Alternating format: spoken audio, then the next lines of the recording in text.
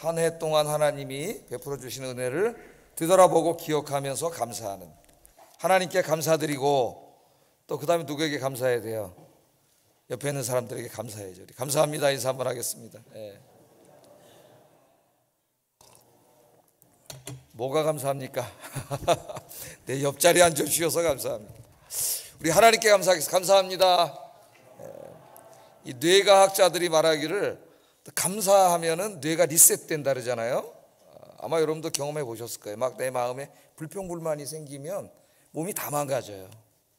그런데 어느 날 감사하는 마음이 생기면 몸도 가벼워지고 병도 낫고 막, 그죠? 삶의 활력도 넘치고. 그러니까 이 뇌를 전부 새롭게 회복하고 치유하는 거예요. 믿지 않는 사람도 감사하면 뇌 기능이 리셋된다는 걸 다 알고 있습니다. 성경에 보면 이제 감사라는 말씀이 굉장히 많이 나와요. 독일의 한 마을에 극심한 흉년이 들었을 때입니다. 주민들이 얼마나 힘들었는지 끼니를 제대로 채우기도 힘들었다 그래요. 흉년이 들어가지고. 근데 이 마을에 이제 비교적 살림이 넉넉한 부부가 살고 있었습니다. 이 노부부가 안타까웠어요. 동네 어린 아이들이요. 어른도 좀 안타깝지만은 어린 아이들이 끼니를 굶고 있어서는 안 되겠다 이런 생각을 가지고 이제 좀 어린이들을 불러서 자기 집 앞에 빵을 막 이렇게 싸놓고 그 빵을 이제 아이들이 와서 하나씩 가져다가 이제 먹게끔 그렇게 매일 빵을 갖다 놨다 그래요. 그러니까 애들이 이제 와가지고 더 큰 빵 가져가려고 막 앞에 줄 서려고 그랬죠, 막, 그죠? 막 이제 큰 빵 먼저 가져가려고 그러고 막 이런 일이 벌어지면서 아우성이었는데, 그러나 이제 그 빵을 가져가면서도 아이들이 감사 표시 안 하더라는 거예요. 매일 와서 빵을 가져가는데 감사한 줄 몰라요. 감사하다는 말을 안 해. 그런데 그 마을에 이제 한 어린아이가 있었는데 이 아이는 이제 항상 여자아이인데 막 앞에 서려고 하지도 않고 제일 뒤에 줄 서가지고 그럼 조그만 빵이 남았겠죠. 제일 조그만 빵 남으면 그걸 이제 가져가는데 그 빵을 들고도 항상 공손하게 인사를 하면서 이 부부에게 감사합니다 한다는, 감사합니다. 그래서 이 노부부가 보기에 너무나 애가 기특하게 보인 거죠. 어느 날도 다 아이들이 큰 빵 가져가고 이제 조그만 빵을 가져와 가지고 집에서 판을 짜게 보니까 그 메모지가 한 장 있더라는 거예요. 메모지가. 그리고 금화가, 큰 금화가 하나 거기 들었더라는 거예요. 이게 거기에 이제 뭐라고 적혀 있었냐면은 감사할 줄 아는 너를 위해 마련한 작은 선물이란다. 그렇게 써 있는 거예요. 그러니까 그 노부부가 얘만 감사하잖아요. 감사할 줄 알고. 그러니까 기특해가지고 개줄빵을 하나 준비해 놓고 거기에다가 메모지하고 금화를 집어넣은 거예요. 감사할 줄 아는 에게 선물로 주는 거죠. 하나님도요, 작은 것에 감사할 줄 아는 사람에게 더 큰 은혜를 주십니다. 올 한 해를 되돌아볼 때 여러분 어떻습니까? 저도 뭐 한 해를 되돌아볼 때 진짜 제 인생에 내가 깜짝 놀랄 일들이 막 벌어지고 때로는 한동안 힘들고 고통스럽고 어렵고 막 그런 경우도 있었지만은 지금 다 이렇게 돌이켜보면 그런 일들 하나하나를 통해서 하나님이 또 그렇게 하나님의 섭리가 오묘하고 또 날 깨닫게도 하시고 내 인생을 되돌아보게도 하시고 또 영적으로 또 성장하게도 하시고 그런 가운데 파생된 많은 문제들을 위해서 기도하면서 그 기도 하나하나에 구체적으로 하나님이 응답해 주시는 그런 것들을 다 체험하고 여러 가지 이제 많이 기도를 하고 있었는데 근데 어제까지도 하여튼 뭐 제가 다 개인일이라서 일일이 다 말하기는 그렇고 하나님의 다 응답을 해 주시는 거예요. 할렐루야. 한 해가 너무 감사하더라고. 여러분 한 해를 되돌아보면서 감사가 넘치기를 주의 이름으로 축복합니다. 근데 오늘은 제가 이제 한 해 감사 그 정도 설교가 아니고요, 평생 감사에 대해서 설교하려고 해요. 평생 감사. 제가 한 20년 동안 감사주일 설교하면서 이런 이제 소소한 감사에 대해서 많이 가르치고 감사할 줄 알아야 된다 이런 설교를 했는데 오늘은 우리 평생 동안 감사해야 될 근본적인 감사에 대해서 말씀을 전하려고 합니다. 그 감사가 뭘까요?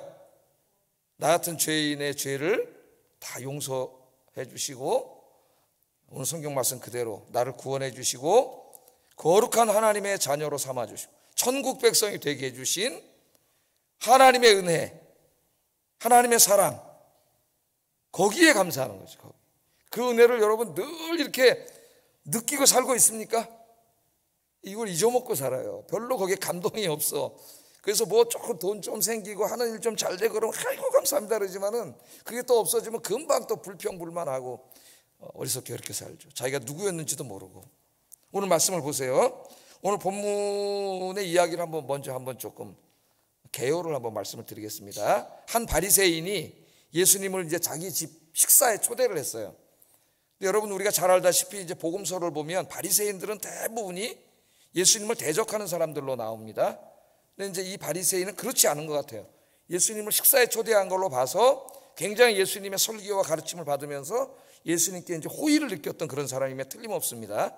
이제 식사를 하려고 이제 식사에 초대했는데 갑자기 이 식사를 하려고 하는 중에 식사에 초대받지 않은 한 여자가 들어오는 거예요.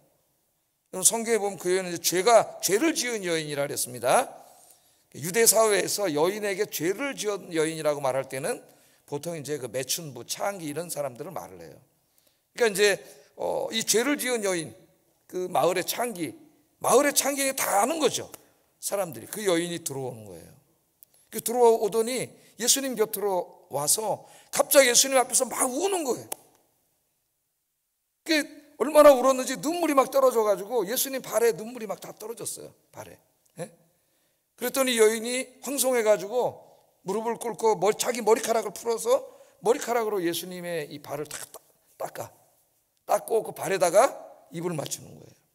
그리고 그 비싼 향유, 부자들이나 쓴다고 하는 그 비싼 향유를 가져와서 예수님의 발에다가 다 이렇게 이제 쏟아 부은 거죠.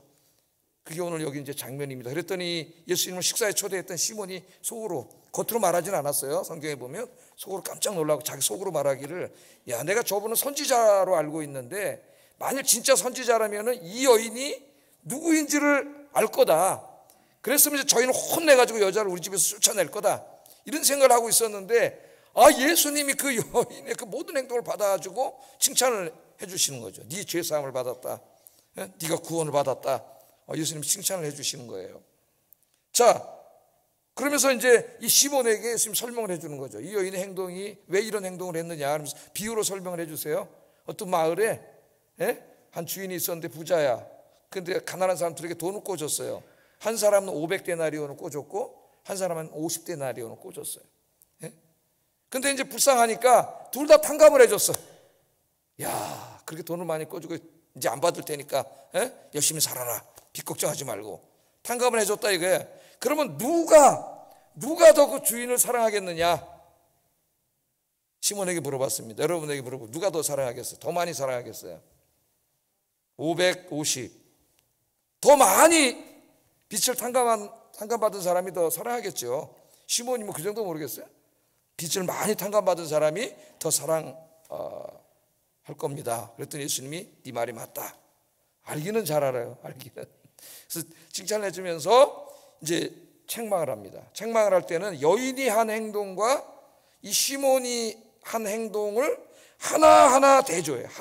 아주 디테일하게 말씀하십니다. 오늘 읽은 것처럼 하나하나 다 대조를 하시죠. 이 여인은 내가 들어올 때 머리털로 내 발을 닦고 발에 입 맞추고 향유를 부어줬는데 너는 그 흔한 감람유 하나도 내 머리에 붓지 않고 발 씻은 물도 주지 않고 하나하나로 대조하면서 이 시몬을 책망하는 것. 그게 오늘 이제 우리가 읽은 이 본문의 전체 개요예요. 개요. 이제 예수님이 이런 말씀을 하셨고 누가라고 하는 사람, 이제 의사죠. 그 사람 직업이 누가를 통해서 누가복음이라고 하는 성경에 이것을 이제 기록하게 하셨고, 기록하게 하신 이유는 예수님이 뭘 원하시는 거예요? 앞으로 예수 믿는 모든 사람들이 이 말씀을 읽기를 원하시는 거죠. 읽고 그 다음에 그 말씀대로 살기를 원하시는 거죠. 그러면 중요한 게 이 이야기가 이 하나의 에피소드인데 이 이야기가 우리에게 주는 교훈이 뭐냐? 크게 이제 두 가지 정도를 말씀드리려고 합니다. 두 가지. 하나는 죄인을 용서하시고 받아주시는 하나님의 사랑이에요. 죄인을, 이 창기와 같은 죄인, 그러니까 유대 사회에서는 더 이상 죄인을 말할 수 없는 죄인입니다. 이런 창기까지도 사랑하시고 받아주시는 하나님의 사랑에 대해서 우리에게 교훈을 주고, 또 하나는 이처럼 죄사함 받은 사람이 이 은혜를 생각하면서 감사와 헌신의 삶을 살아야 된다. 여기에 대해서 우리에게 교훈을 줘요. 이렇게 두 가지에 좀 집중해서 말씀을 전하겠습니다. 자, 첫째는 죄인을 향한 하나님의 사랑.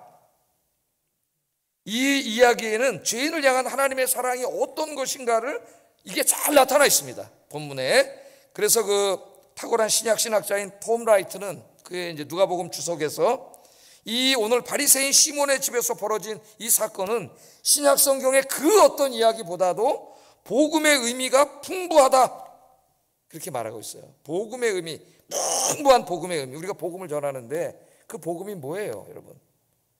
죄인을 사랑하시고 용서하시는 하나님의 사랑입니다. 그 핵심이, 그 복음의 의미가 가장 풍부하다, 그렇게 이야기를 했습니다. 자, 한번 자세히 한번 볼까요?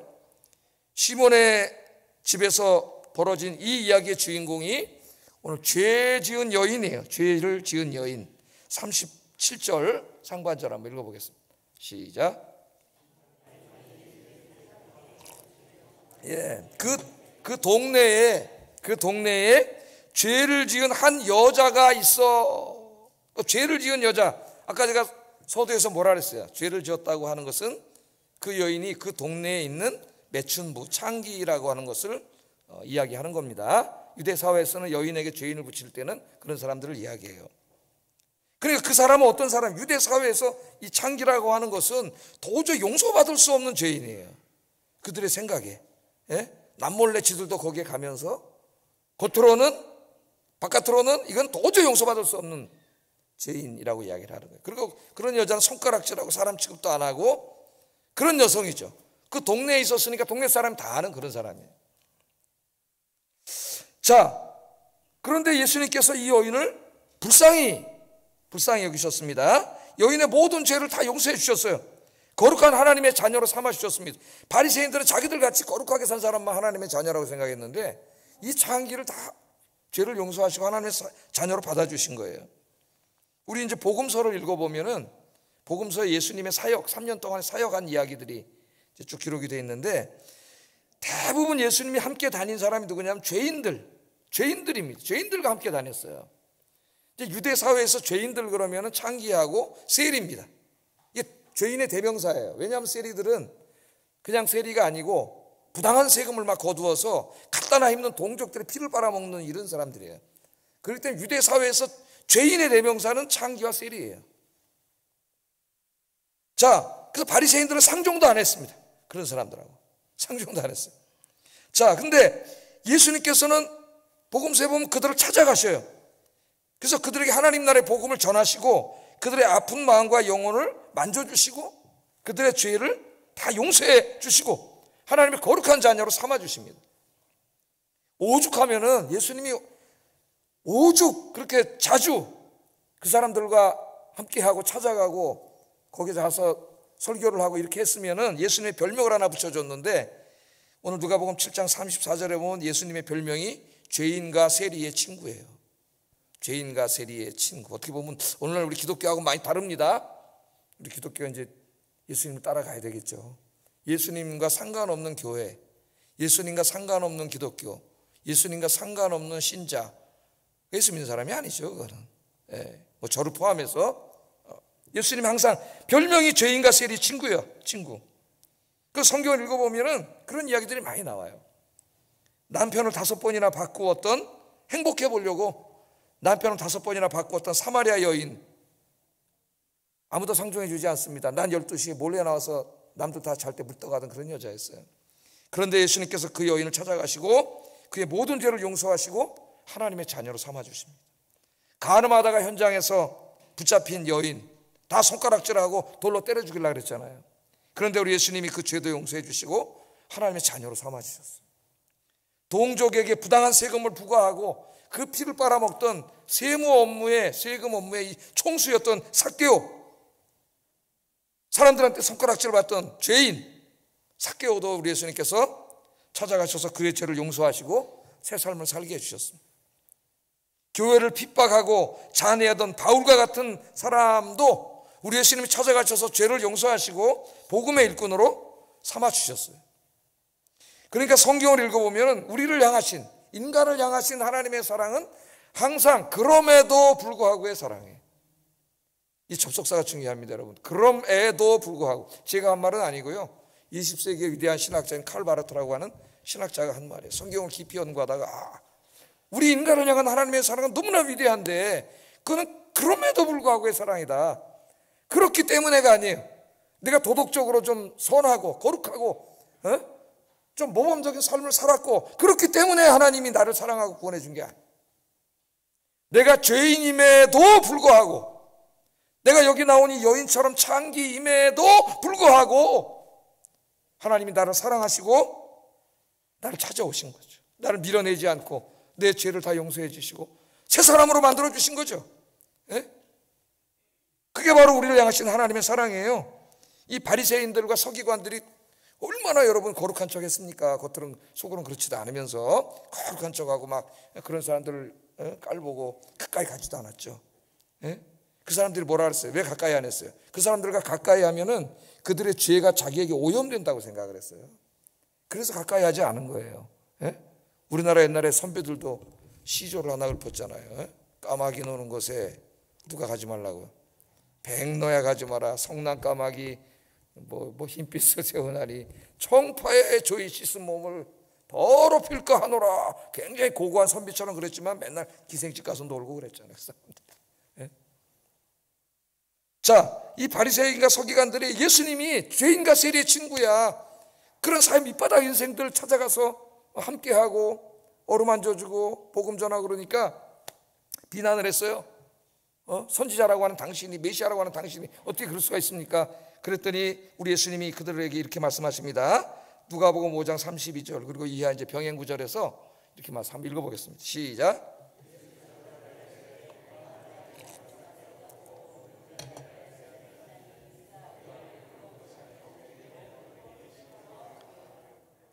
아멘. 예수께서 대답하여 이르시되 건강한 자에게는 의사가 쓸데없고 병든 자에게라야 쓸데가 있다.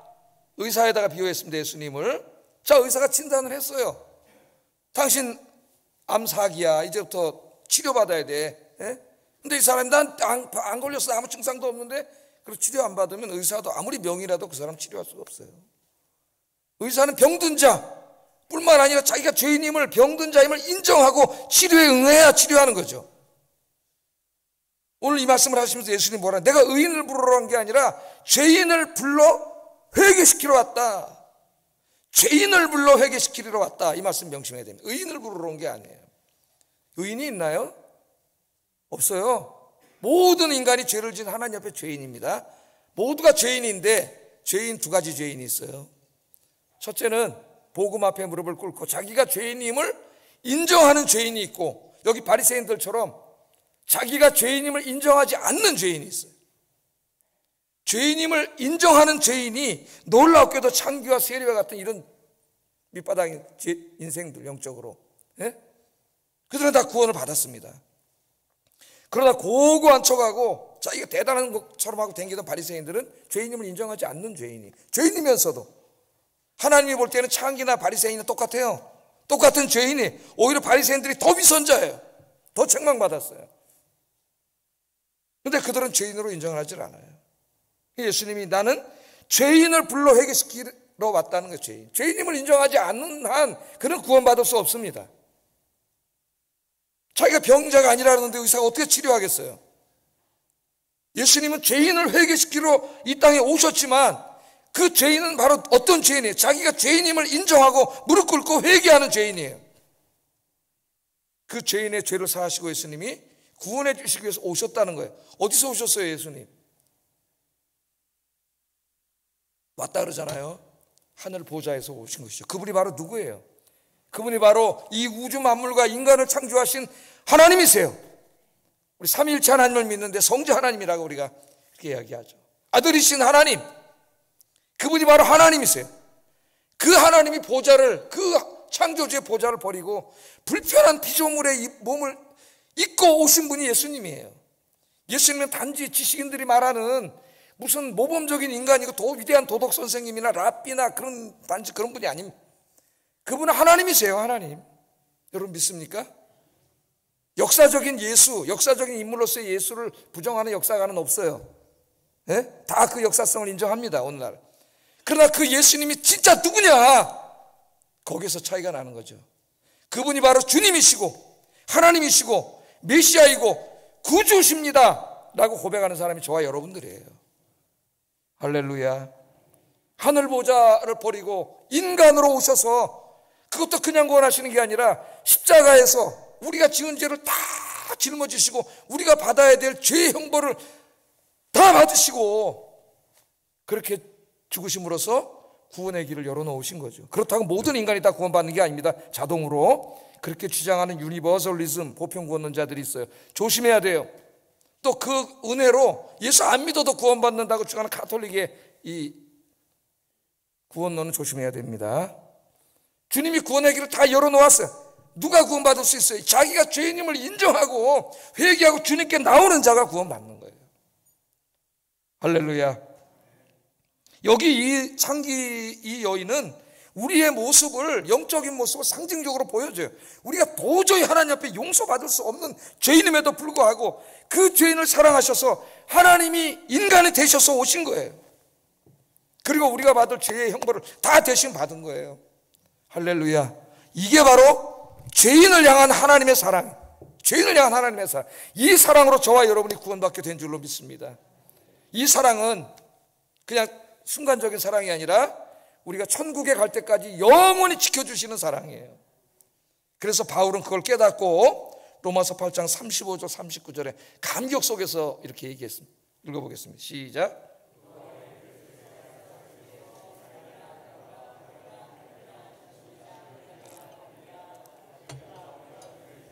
죽임을 당하게 되며 도살당할 양같이 여김을 받았나이다 함과 같으니라. 그러나 이 모든 일에 우리를 사랑하시는 이로 말미암아 우리가 넉넉히 이기느니라. 내가 확신하노니 사망이나 생명이나 천사들이나 권세자들이나 현재일이나 장래일이나 능력이나 높음이나 깊음이나 다른 어떤 피조물이라도 우리를 우리 주 그리스도 예수 안에 있는 하나님의 사랑에서 끊을 수 없으리라. 여기서 예정론이 나온 겁니다, 여러분. 교리가 나온 거예요. 하나님의 사랑에서 끊을 수 없어. 그 어떤 권세도 하나님이 딱 붙잡고 있기 때문에. 하나님이 붙잡고 있지 않으면 이 어둠의 권세자인 어둠의 영 사탄에 의해서 끊어져요. 구원받을 수가 없어요. 하나님이 끝까지 지키기 때문에 하나님의 사랑에서 그 누구도 끊을 수가 없어요. 이게 우리 예정론의 견인교리예요. 하나님 끝까지 지켜주신다. 천국에 갈 때까지 끝까지 지켜주신다. 하나님은 구원해 주셨을 뿐만 아니라 책임져 주셔요. 끝까지 사랑하시는 이 놀라운 사랑. 오늘 이 감사절 아침에 그냥 하나님이 돈 몇 푼 주시고 이것저것 잘 되게 해주신 것만 감사하지 말고 근본적인 이 사랑을 늘 묵상하고 감사할 수 있는 여러분 되기를 주의 이름으로 축복합니다. 다음으로 살펴볼 주제가 이제 오늘 감사주일과 더 밀접한데, 우리의 감사는 이 복음, 지금 제가 이야기한 하나님의 사랑, 죄인을 향한 하나님의 사랑, 그게 복음이죠. 이 복음에 기초한 감사를 해야 된다. 그럼 이처럼 죄사함 받고 구원받은 사람들은 이제 남은 인생을 어떻게 살아야 되는가 하는 것을 보여주는 것이 이 죄 많은 여인의 오늘 행동입니다. 죄 많은 여인의 행동. 자, 어떻게 했습니까? 이 여인이 37절 38절 한번 읽어보겠습니다. 시작.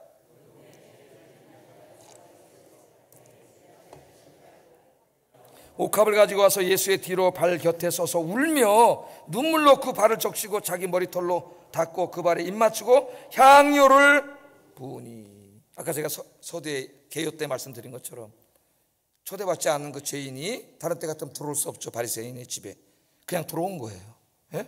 들어와서 이제 이 놀라운 일을 하게 됩니다. 이 여인의 행동을 볼 때 이 여인은 여기 와서 구원받은 여자가 아니에요. 이미 이 이전에, 이 사건이 있기 이전, 오늘 본문의 사건이 있기 이전에 다른 어디에서 예수님의 설교를 듣고 예수님을 만나고 거기서 죄사함을 받고 구원을 얻어서 하나님의 사랑을 깊이 느끼고 있는 여성이면 틀림없어요. 왜냐하면 이 여인의 행동이 그것을 보여줘요. 다. 이 여인은 이 놀라운 사랑을 깨달으면서 내가 아니 하나님이 인간이 돼서 오신 분이 저 예수님이신데 이 사랑, 이 은혜를 내가 어떻게 보답하며 살 것인가, 아마 이거 생각했을 거예요. 우리가 구원의 은혜가 충만할 때 항상 그 생각을 하죠. 주님은 나를 위해서 생명을 주셨고 성부 하나님의 아들을 주셨는데 난 주님을 위해서 뭘 드리지? 오늘 그 마음이 있나요? 난 주님을 위해서 뭘 드릴 수 있을까? 예? 리빙스턴이라고 하는 그 선교사는 어렸을 때 이 주님의 사랑을 깨닫고 어린애가 예배 시간에 헌금, 옛날에 헌금 바구니를 이렇게 돌렸잖아요. 헌금 바구니 돌리는데 돈이 없어가지고 가난해서 자기 몸이 들어갔다 그러지 않습니까? 그 몸으로 나를 드리겠나이다. 그래서 아프리카에 선교사가 됐는데, 그 사람은 탐험가가 아니에요. 안 믿는 사람들은 탐험가로만 알고 있는데 선교사입니다. 제가 전기를 읽어봤더니 진짜 아프리카서 남부부터 그 중부지방까지 그 옛날에 그걸 다 목숨을 걸고 올라가면서 그 부족들에게 복음을 전했더라고요. 자기 몸을 드린 거죠. 자, 그런데 이 여인이 보니까 근처의 바리새인 시몬의 집에 예수님이 초대를 받아 식사를 하신다는 얘기를 듣고, 자기가 그동안 이제 예수님께 드리려고 준비해 놓은 것 같아요. 향유. 이제 일반 가정에서 쓰는 게 감람유인데, 이거는 이제 굉장히 비싼 겁니다. 향유는. 그래서 그 향유를 가지고 그 집에 들어간 거예요. 초대도 안 받고 못 들어가는 집인데 들어간 거예요. 그 예수님 곁에 온 거예요. 예수님을 보는 순간 펑펑 우는 거예요. 펑펑 울어. 여러분, 우리는 예수님의 은혜를 생각하면서 울어본 적이 언제입니까? 눈물이 메마르면 바리새인처럼 되는 거예요. 우리 신앙이. 주님의 십자가의 은혜, 어떤 사람은 십자가만 생각해도 눈물이 나온다 그래요. 이 구원에 대한 감사, 감격이 늘 충만하기를 주의 이름으로 축복합니다. 눈물을 흘렸는데 얼마나 울었는지 눈물이 쭉쭉쭉 떨어져서 예수님의 발에 떨어지니까 그걸 머리카락으로 그걸 탁 이렇게 닦고 향유를 부은 거죠. 거기다 그 비싼 향유를 부어드렸어요. 여러분, 자기의 머리로 예수님의 발을 씻기는 행동은 한 인간이 나타낼 수 있는 최고의 존경과 감사의 표시입니다. 감사의 표시. 여러분 생각해 보세요. 우리 여성들이 뭐 그 당시에 유대인이나 우리 요새 현대사회 여성들이나 소중하게 여기는 게 머리털이죠. 머리털, 이 머리카락 굉장히 소중하잖아요. 그래서 미장원에 가면 여성들이 뭐 젊은 아가씨부터 아줌마까지 다 앉아가지고 이 머리가, 저는 남자 제 머리 깎는데 13,000원 주고 깎는데 파마를 하려면 거기다 곱하기 10을 해야 되더라고. 깜짝 거기다 또 뭐 염색을 하고 뭐 또 뭐 영양뭘 또 하고 막 또 뭐 또 붙이고 막 이러면 몇십만 원. 근데 이걸 다 하잖아요. 이 돈을. 남자가 좀 돈이 안 들어가는 것 같아. 단장 가서 갖다 한번 쳐주세요. 그러면 비싸야 15,000원 쳐주는데, 이 이스라엘에게 여성의 머리는 가장 귀한 것이죠. 그런데 이 머리로 그것도 어디를 씻었어요? 발을 씻었잖아요. 그 당시 무슨 신발이 제대로 있습니까? 발에 먼지가 있었고 다 이랬을 텐데 그 발을, 예수님의 발을 닦은 거예요. 그러니까 이거는 한 인간이 그 사람에게, 예수님께 드릴 수 있는 정말 최고의 존중과 존경과 감사예요. 감사. 또 그 발에다 잎을 맞춥니다. 근데 이제 그 이스라엘의 인사법이 두 가지가 있는데, 만약 어떤 사람의 볼에다가 잎을 맞췄으면 우정의 표시예요. 이거는 이제 뭐 이스라엘만이 아니라 우리 영화에서 보면 서양 사람들이 다 인사할 때 어떻게 해요? 우리는 그냥 아이고 안녕하세요 이렇게 인사하지만 그 사람들은 절대 이렇게 안 합니다. 아이고 안녕하세요, 안녕하세요 이렇게 인사하죠. 우리 한국 사회에서 그랬다면 큰일 나죠. 그게 이제 인사를, 그건 우정의 표시인데, 누가 발에다가 잎을 맞췄다 그러면 그거는 정말 엄청난 존경과 감사의 표시예요. 그러니까 머리털로 닦은 거나 마찬가지예요. 입으로 맞춘 거는 같은 의미를 가지고 있습니다. 예수님에 대한 그 은혜에 대한 감사하고, 그분이 누구세요? 하나님이시잖아. 그분이 하나님. 감사와 그 존중, 존경, 그런 표시예요. 일종의 예배 행위라고 할 수 있습니다. 예배를 드리는 거죠. 우리 예배가 뭐예요? 하나님의 그 놀라운 은혜에 감사하면서 이 시간에 주님께 나와서 내가 드릴 수 있는 모든 것을 다 드려 하나님께 헌신하는 게 예배예요, 여러분. 예배는 그래서 감사예요. 자, 이 여인의 행동을 예수님께서 보고 시몬이 그 마음속으로 저런 여자인데 선지자면 저 알아서 쫓아버릴 텐데 왜 안 쫓아버리나, 이런 마음을 가지고 있었잖아요. 그때 이제 예수님이 시몬에게 이 여인을 보라 이렇게 말합니다. 이 여인을 보라. 44절에 보면 그 여자를 돌아보시며 시몬에게 이르시되 이 여자를 보느냐, 이 여인을 봐라, 그 말이에요. 시몬에게. 이 말은 이제 여인의 행동 하나를 그냥 단지 보라는 말이 아닙니다. 이 여인이 예수님께 한 행동은 시몬이 반드시 따라야 될 신앙의 모델이에요. 교훈이고, 뿐만 아니라 이 말씀은 누가복음을 읽는 우리 모두에게 주시는 말씀이에요. 이 여인의 행동을 보라, 우리 모두에게 하시는 말씀입니다. 그건 곧 네가 정말 죄사함 받고 구원받아 하나님의 자녀가 된 사람이라면 이 여인처럼 살아야 된다. 하나님께, 주님께 이 여인처럼 행해야 된다. 그것을 우리에게 가르쳐주고 있는 거죠. 바로 그분이 하나님이시기 때문에 그렇게 살아야 된다는 것을 이야기하고 있습니다. 자, 이 여인을 보라 그렇게 말씀을 하시고 이 여인에게 두 가지를 말씀하셨는데 내 죄사함을 받았느니라, 내 믿음이 너를 구원하였으니 평안히 가라, 이 두 가지를 말씀하세요. 이 말씀을 오해하면 안 됩니다. 이 여인이, 이게 본문 순서대로 읽으면 이 여인이 예수님의 발에다 입을 맞추고 머리털로 닦고 향유를 부은 것을 보고 예수님이 한 말씀이잖아요 지금. 그러니까 여인이 그럼 죄사함 받고 구원받은 게 향유를 부었기 때문인가? 이게 성경을 읽으면 헷갈려요 우리가. 근데 예수님 뭐라 그랬어요? 네 믿음이 너를 구원했다 그랬잖아요. 그러니까 여인은 이미 구원받은 여인이에요.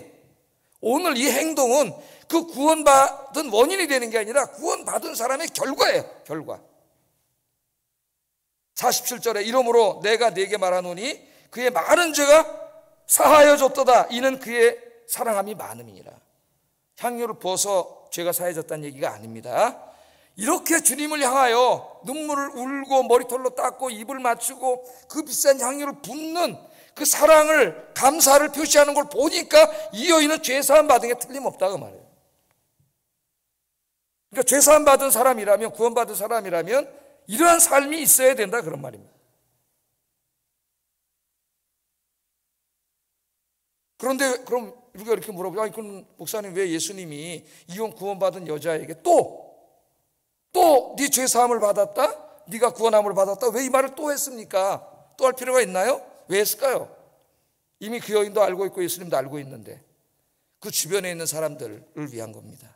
아까 뭐라 그랬어요? 저 여자는 창기인데 용서받지 못할 죄를 진 여자인데 이렇게 손가락질하고 있는 그 사람들을 향하여 말씀한 거예요.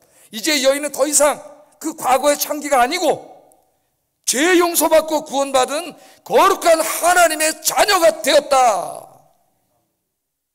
그러니까 이제 그렇게 대하면 안 된다는 거죠. 그렇게 대하면 안 된다는 거예요. 그 여인에게도 이제는 그렇게 살면 안 된다는 거예요.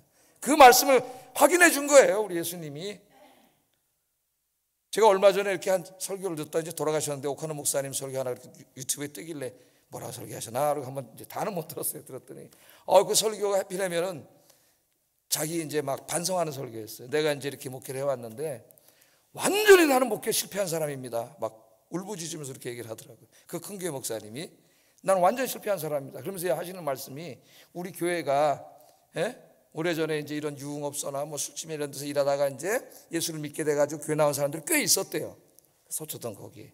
근데 지금 보니까 한 사람도 안 남았습니다. 다 어디 갔을까요? 그러더라. 우리 교회 안에서 사람들이 손가락질하고 수군거리고 눈치 주고 그래서 다 떠났다는 거예요. 원래 교회는 이런 분들이 다 죄사함 받고 새로운 하나님의 백성이 돼서 한 가족을 이루는 곳인데 그러니까 우리 교회는 실패한 교회입니다. 교회가 아니라는 거예요. 이거는 그 뜨끔하기도 하고 뭉클하기도 했습니다. 가슴이 그분은 규모로 교회를 보는 게 아니라 본질을 보는구나. 본질을. 교회가 그 주님의 가르침의 본질대로 살고 있는가? 그런 교회인가? 나는 그런 사람인가? 오늘 예수님 말씀하시잖아요. 왜 이 말씀을 다시 했느냐? 이 여성은 누구야? 이제는 죄사함 받고 구원받은 하나님의 거룩한 자녀예요. 할렐루야. 잊지 마시기 바랍니다. 수군거리지 마세요. 나는 얼마나 잘났고 나는 얼마나 의인입니까? 여기 나오는 시몬은 사실은 더 형편없는 사람이에요. 바리새인들 더 형편없는 사람이에요. 그들은 위선자예요. 이 사람은 위선은 안 해. 그래도 예수님이 독사의 새끼들아 회칠한 무덤이라 했잖아요. 안 그런 척하고 거룩한 척하면서 뒤에서 더 많은 죄를 짓는 이런 위선자들이 더 큰 죄인이야 하나님 앞에. 우리는 어떻습니까 여러분? 여러분 이제 마지막 시몬을 한번 보세요. 예수 비교를 하는데 시몬은 인간의 몸을 입고 오신 하나님의 아들을 자기 집에 모시는 영광을 누리고 있습니다. 그런데 정작 그분이 누구인지를 알지 못하고 있어요. 시몬은 영광의 주님이 자기 집에 들어오셨는데도 감사하지 못했고 합당한 예의를 표하지도 못했고 발도 닦아드리지 못했고 그 흔한 감람류 하나도 아까워서 부어드리지 못했습니다. 그것은 시몬이 아직 죄사함 받고 구원받은 사람이 아님을 보여줘요. 예수님이 시몬의 행동을 책망하시면서 여인의 행동과 대조를 합니다. 아주 디테일하게. 읽어보겠습니다. 시작. 그 여자를 돌아보시며 시몬에게 이르시되 이 여자를 보느냐? 내가 내 집에 들어올 때 너는 내게 발짓을 물도 주지 아니하였으되 이 여자는 눈물로 내 발을 적시고 그 머리털로 닦았으며 너는 내게 입 맞추지 아니하였으되 그는 내가 들어올 때부터 내 발에 입 맞추기를 그치지 아니하였으며 너는 내 머리에 감람유도 붓지 아니하였으되 그는 향유를 내 발에 부었느니라. 오늘날 교회 안에 이렇게 두 사람이 나뉘어요. 이 여인과 같은 사람이 있어요. 감당할 수 없는 은혜의 눈물과 자기가 드릴 수 있는 모든 것을 드려 섬기는 분이 있고, 시몬과 같은 사람이 있어요. 아무것도 하지 않는, 감사도 없는. 여러분, 시몬은 어떤 사람일까요 도대체? 오늘 현대교회로 말하면. 오늘 본문을 보세요. 예? 여기 복음서에서 바리새인들은, 이 시몬은 바리새인으로 나옵니다. 주로 예수님을 대적하고 공격하던 사람이지만, 그러나 시몬은 예수님을 식사에 초대한 사람이에요. 그러니까 예수님의 적대한 게 아니라 상당 호의를 갖고 있는 사람입니다. 잘 이제 객관적으로 우리가 평가를 해보는 거예요. 또 오늘 이제 식사를 하고 있습니다. 이 식사는 많은 주석가들이 말하기를 이제 그리스 로마식의 식사로 심포지움 형식의 식사를 하래요. 그러니까 이제 존경하는 선생님이나 예수님 설교를 하니까 설교를 들었을 거 아니에요? 아, 이거 참 못 듣던 얘기다. 바리새인들은 막 대적하고 모세랑 다른 얘기 한다고 막 혼냈지만은 이 사람은 이제 그렇게 받아들이지 않은 거죠. 자기 집에 초대를 해가지고 식사를 한 후에 자기가 궁금한 것들을 물어보려고 한 거예요. 진리에 대해서도 물어보고. 근데 이런 이제 토의 속에 논쟁도 있었고 막 그런 문화적으로 우리가 연구해 보면 그렇다 그래요. 그런 식사에 초대를 한 거죠. 그러니까 이제 예수님을 지금 뭐로 알고, 선지자로 알고 있으니까 더욱더 이제 물어보려고 했던 겁니다. 그리고 이 시몬은 예수님을 랍비라고 부르고 있어요. 랍비, 선생님. 이게 랍비는 누가 이렇게 랍비라는 말을 썼냐면은 예수님을 하나님의 아들 메시아로는 믿지 않지만 예수님에게 상당한 호의를 가르치고 있고 그 가르침에 관심을 갖고 있던 그런 사람들의 입에서 나온 소리가 예수님 랍비라고 부르는 거예요. 선생님. 예? 주님이라고 절대 안 부르죠. 선생님이라고 부르는 거예요. 선생님. 자, 그러면 우리가 한번 이걸 종합해가지고 오늘날 교회로 따지면 시몬은 어떤 사람이냐? 시몬은 교회에 오랫동안 출석하면서 예수님에 대해서 호의는 가지고 있었지만 그 가르침에 대해서 상당히 긍정을 하고 있었지만 아직 예수님을 인격 속에 만나지 못한 사람의 전형입니다. 오늘 교회 안에 이런 사람이 많아요. 우리 안에 시몬과 같은 사람이 있을 수 있습니다. 오랜 동안 교회를 다녔지만 직분도 받았지만 아직 인격 속에 예수님을 만나지 못한 분들이 있을 수 있어요. 제가 어떤 그 교회 새가족 교제를 읽다 보니 그 교제에 한 장로님이 간증을 하셨는데 그 장로님 원래는 타교회를 섬기다 일로 오셨는데 간증에 그런 내용이 있더라고요. 내가 그 교회에서 장로로 섬기면서 솔직히 말하면 예수님을 인격 속에 만나지 못했습니다. 그리고 섬기다가 여기 와서 새가족 공부를 하면서 예수님을 만나게 됐다는 거예요. 놀라운 얘기를 해요. 그 책에 있어요. 내용. 그럴 수 있어요. 목사도 사제도 신학을 가르치고 성경을 연구하면서 예수님을 인격 속에 만나지 못한 사람이 많이 있어요. 신학자들. 예수님의 성육신과 십자가의 은혜를 알지 못하기에 교회는 출석하지만 감사도 없고 눈물도 없고 헌신도 없습니다. 하나님께 감사의 향유를 드릴 생각은 아예 하지도 않아요. 감람유 부어주는 것도 아까운데 예수님 그랬잖아요. 감람유도 하나 붙지 않는다고. 평생 교회를 다녔지만 주님을 위해 뭐가 감사하고 감격하고 존중하고 존경하고 뭔가 드린 게 아무것도 없어. 여러분 어떠세요? 오늘 이 두 사람을 대조하고 있잖아요. 예수님. 그러면서 뭐라 그래요? 이 여인을 보라. 오늘 우리에게 하시는 말씀입니다.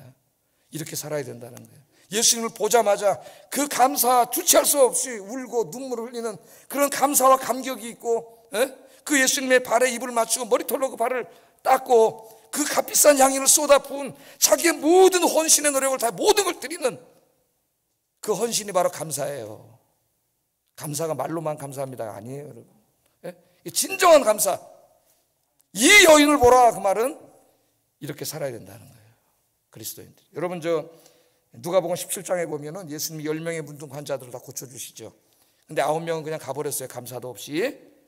우리가 많은 은혜를 받고 살면서 감사를 모르는 사람이 많아요. 한 사람만 돌아왔어요. 감사합니다. 그랬더니 예수님이 뭐라 그러셨어요? 어떻게 내가 10명을 치료해 줬는데 너 혼자 왔냐 감사하러. 9명은 어디 갔냐 책망을 하셨죠. 하나님이 베풀어 주신 은혜가 너무 크고 많습니다.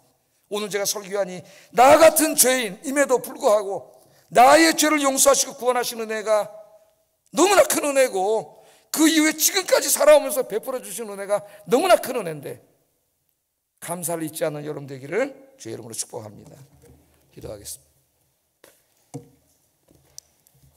자, 첫째, 기도합니다. 나 같은 죄인을 용서하시고 구원해 주신 그 하나님의 은혜를 늘 잊지 않고 기억하게 하셔서 여인처럼 십자가만 생각해도 눈물이 나게 하소서.